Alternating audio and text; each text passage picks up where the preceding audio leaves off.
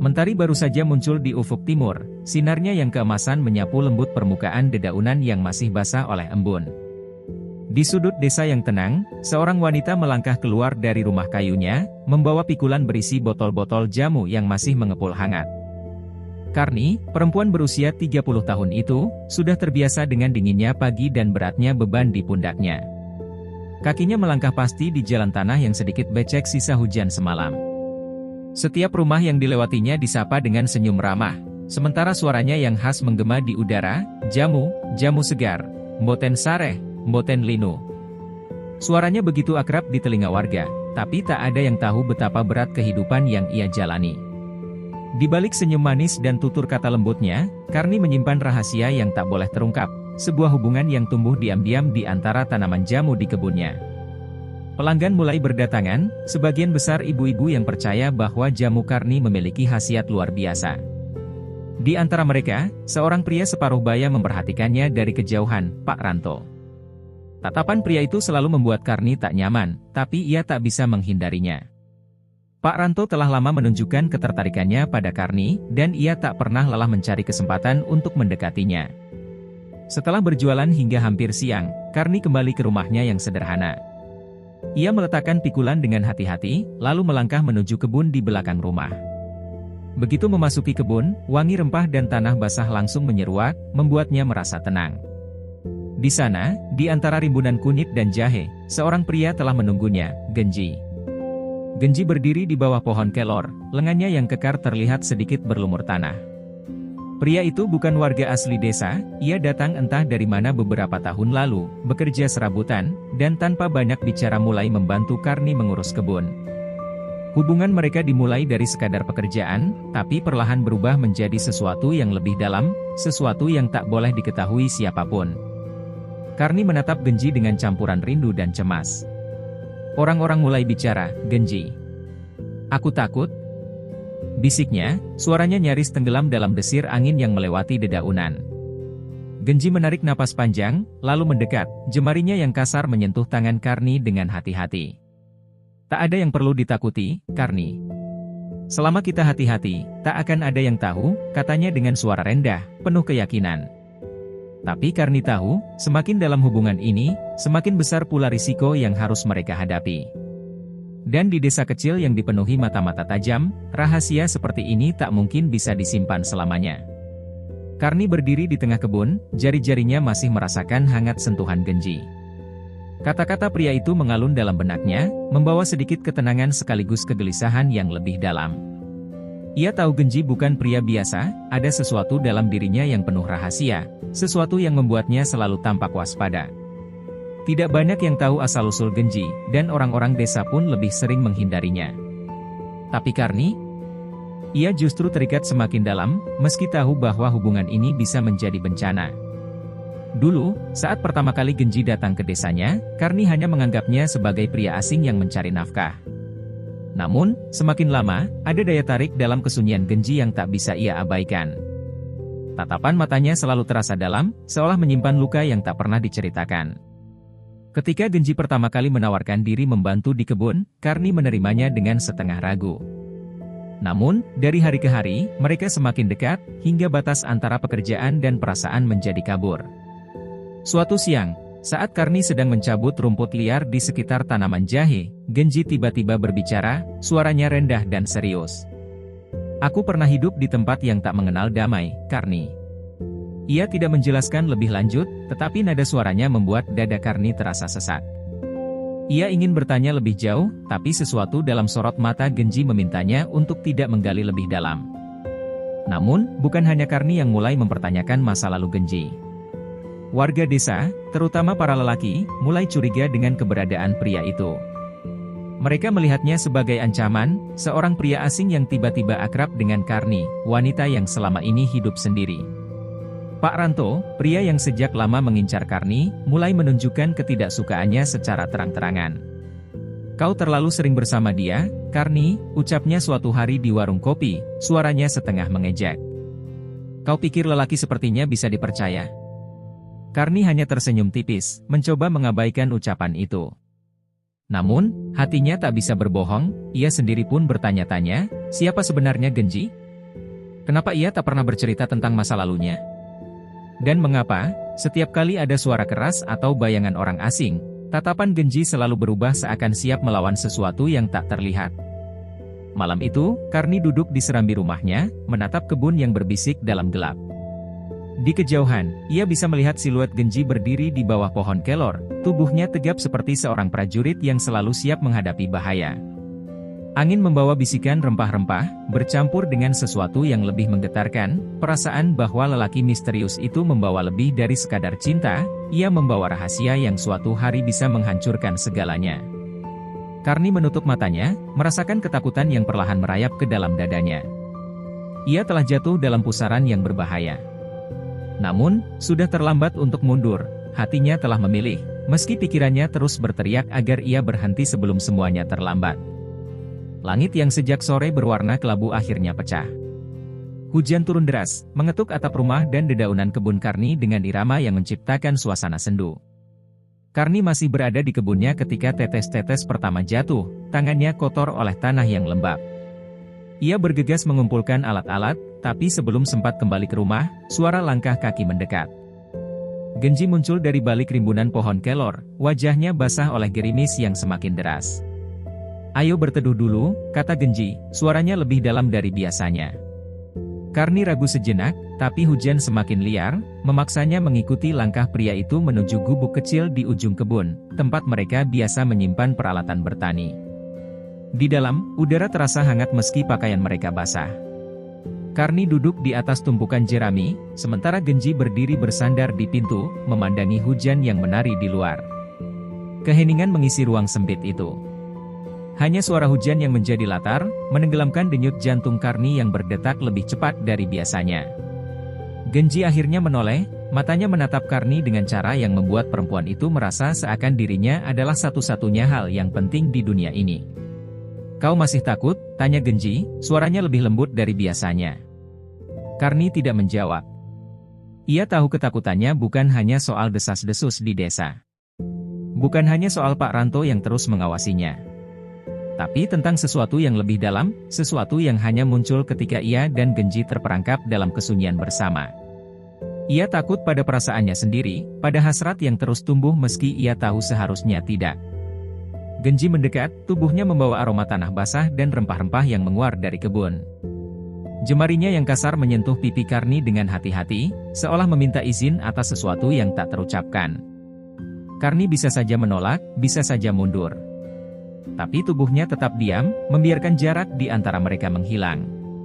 Saat bibir Genji menyentuh miliknya, dunia seolah berhenti. Di luar, hujan semakin deras. Dosa mereka mengalir seperti aliran air yang memenuhi tanah, tak terhindarkan, tak terbendung. Tidak ada yang tahu apa yang terjadi di dalam gubuk kecil itu selain hujan yang menjadi saksi bisu. Saat mereka akhirnya terpisah, napas Karni masih tersengal, dan hatinya semakin dipenuhi ketakutan. Ia telah melangkah terlalu jauh. Tak akan ada jalan untuk kembali. Pagi itu, langit masih mendung sisa hujan semalam, seakan menyimpan rahasia yang tak boleh terungkap. Karni duduk di beranda rumahnya, menatap kebun di belakang yang masih basah oleh embun. Ingatan tentang malam sebelumnya masih melekat dalam pikirannya, sentuhan Genji, bibirnya, dan desiran perasaan yang tak bisa lagi ia tolak.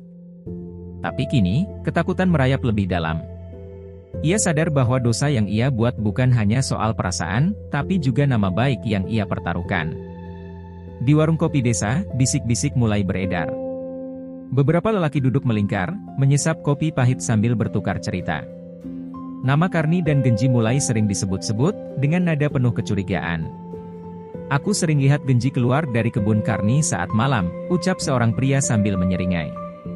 "Apa urusannya di sana kalau bukan untuk sesuatu yang lain?" Pak Ranto, yang sejak lama menaruh hati pada Karni, hanya diam. Ia meremas gelas kopinya dengan geram. Sejak awal, ia tak pernah menyukai keberadaan Genji di desa. Pria itu terlalu tertutup, terlalu misterius. Dan yang lebih menyakitkan, ia berhasil merebut perhatian Karni, wanita yang seharusnya menjadi miliknya. Dengan suara pelan tapi penuh tekanan, ia berkata, "Perempuan seperti Karni tak seharusnya dekat dengan pria seperti itu. Aku akan cari tahu kebenarannya." Sementara itu, Karni merasakan ada sesuatu yang berubah. Setiap ia melangkah melewati desa, ia bisa merasakan tatapan yang berbeda dari para warga, tatapan yang menguliti dan menilai. Beberapa ibu-ibu yang biasanya ramah kini mulai berbicara dengan suara lebih pelan setiap ia lewat.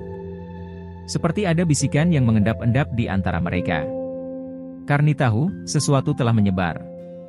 Malam harinya, saat ia kembali ke kebun, Genji sudah menunggunya. Kali ini, wajah pria itu lebih serius, ada sorot kewaspadaan di matanya. Orang-orang mulai curiga, ucapnya tanpa basa-basi. Aku mendengar namamu disebut-sebut di warung kopi. Karni menggigit bibirnya, dadanya terasa sesak. Apa yang harus kita lakukan? Bisiknya, matanya mencari-cari jawaban di wajah Genji. Tapi pria itu hanya menghela napas panjang, menatapnya dengan ekspresi yang sulit dibaca. Jangan temui aku terlalu sering. Kita harus lebih berhati-hati.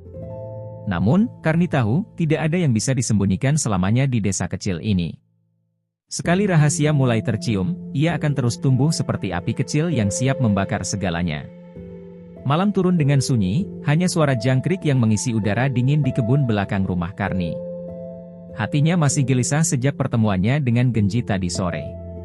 Ia tahu benar bahwa di desa kecil seperti ini, kabar sekecil apapun bisa tumbuh menjadi badai.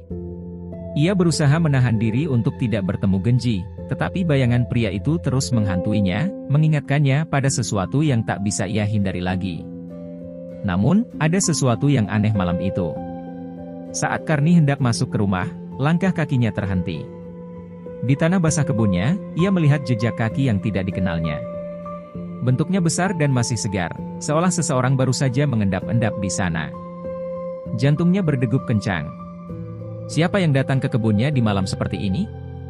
Karni menoleh ke sekeliling, matanya menelusuri gelapnya kebun. Ia merasa seperti diawasi, seperti ada bayangan yang bersembunyi di balik rimbunan pohon kelor. Angin bertiup pelan, membawa suara yang samar-samar terdengar seperti langkah kaki menjauh. Karni menggigit bibirnya, menahan ketakutan yang mulai menjalar ke seluruh tubuhnya. Ia ingin percaya bahwa ini hanya perasaannya saja, tapi ia tahu lebih baik daripada mengabaikan firasatnya. Malam itu, Karni hampir tak bisa tidur. Ia duduk di tepi dipannya, memikirkan kemungkinan-kemungkinan buruk. Bisa jadi itu Pak Ranto. Bisa jadi itu warga desa lain yang mencurigainya. Atau lebih buruk lagi, bisa jadi seseorang memang sedang mengintai, menunggu saat yang tepat untuk mengungkap rahasianya. Esok paginya, saat matahari baru muncul di ufuk timur, Karni langsung pergi ke kebun untuk memeriksa lagi jejak itu. Namun, yang ia temukan justru lebih mengerikan. Di dekat pohon jahe, ada bekas puntung rokok yang masih tersisa setengah, seolah seseorang berdiri di sana untuk waktu yang lama, mengawasi. Karni merasakan bulu kuduknya berdiri. Saat ia hendak beranjak, tiba-tiba suara langkah kaki terdengar mendekat. Karni membalikkan badan dengan cepat, dan di sana, di bawah sinar matahari pagi, berdiri Pak Ranto dengan tatapan yang tajam dan senyum tipis yang mengancam.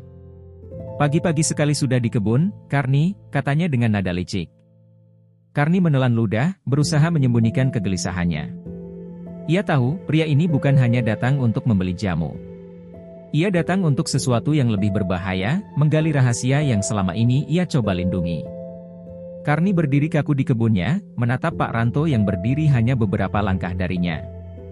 Mata pria itu penuh dengan sesuatu yang membuatnya tidak nyaman, bukan sekadar rasa ingin tahu, tapi juga ancaman yang terselubung dalam senyuman tipisnya.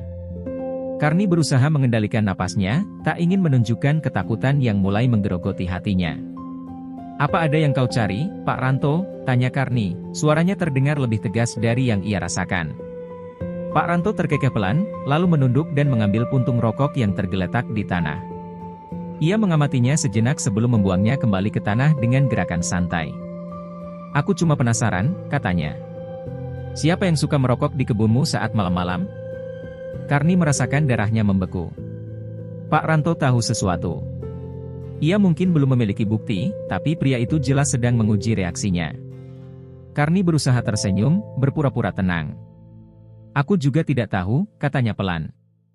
"Mungkin ada orang yang iseng masuk ke kebunku."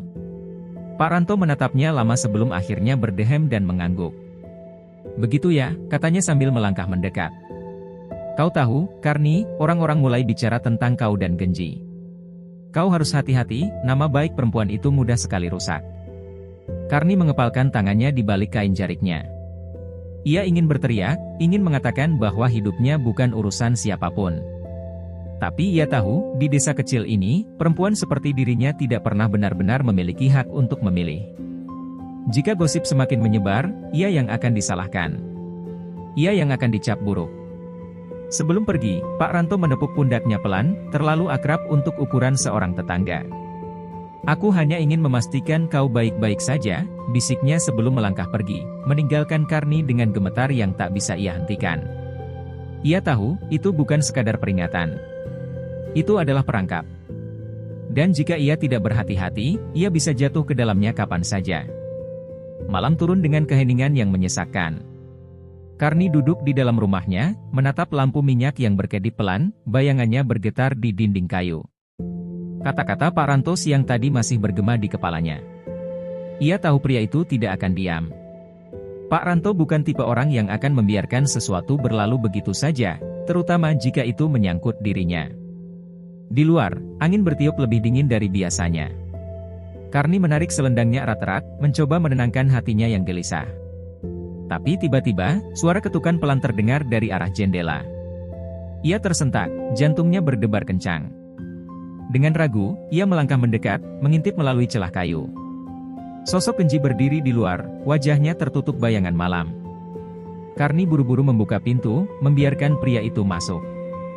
"Apa yang kau lakukan di sini?" "Orang-orang sudah mencurigai kita," bisiknya cemas. Genji menatapnya dengan rahang mengeras. "Aku tidak bisa diam saja, Karni. Aku mendengar pembicaraan di warung. Pak Ranto tidak hanya mengawasimu. Dia berniat menjebak kita." Darah Karni terasa membeku. "Jebakan?" ulangnya dengan suara hampir tak terdengar. Genji mengangguk, matanya penuh kehati-hatian. Dia sengaja menyebarkan desas-desus. Mungkin dia berharap kita panik dan melakukan kesalahan. Atau mungkin dia menunggu waktu yang tepat untuk menangkap basah kita berdua. Karni merasa dadanya semakin sesak. Jika itu benar, maka semua sudah terlambat. Rahasianya sudah di ujung tanduk, dan jika Pak Ranto berhasil, ia akan kehilangan segalanya, nama baiknya, kebunnya, bahkan hidupnya di desa ini. Tapi ada sesuatu dalam mata Genji yang lebih mengkhawatirkan dari ancaman Pak Ranto. Ada ketegangan, ada kemarahan yang ia tahan. Karni tahu, jika Genji merasa terancam, pria itu bisa melakukan apa saja. Dan itu lebih berbahaya daripada gosip yang beredar. Fajar menyingsing dengan langit yang kelabu. Karni berdiri di depan rumahnya, matanya kosong menatap kebun yang biasanya memberi ketenangan. Tapi pagi ini, ada sesuatu yang berbeda. Hawa di desa terasa lebih berat, lebih dingin. Ia bisa merasakan ada sesuatu yang akan terjadi, sesuatu yang tak bisa ia hindari lagi. Dan firasat itu terbukti benar. Saat Karni melangkah ke kebunnya, ia melihat beberapa orang desa sudah berkumpul di sana. Wajah-wajah mereka dipenuhi amarah dan rasa ingin tahu. Pak Ranto berdiri di tengah mereka, dengan senyum kemenangan yang menyebalkan. Di tangannya, ia menggenggam sesuatu, kain selendang milik Karni yang entah bagaimana bisa berada di sana. "Ini milikmu, kan, Karni?" Suara Pak Ranto tajam, menusuk seperti belati. "Kami menemukannya di pondok kecil itu." "Pondok yang sering kau pakai untuk berduaan dengan laki-laki itu?" Bisikan-bisikan pelan berubah menjadi suara riuh. Beberapa ibu-ibu mulai berbisik, sementara para lelaki menatapnya dengan tatapan menghakimi. Karni merasa tubuhnya melemah.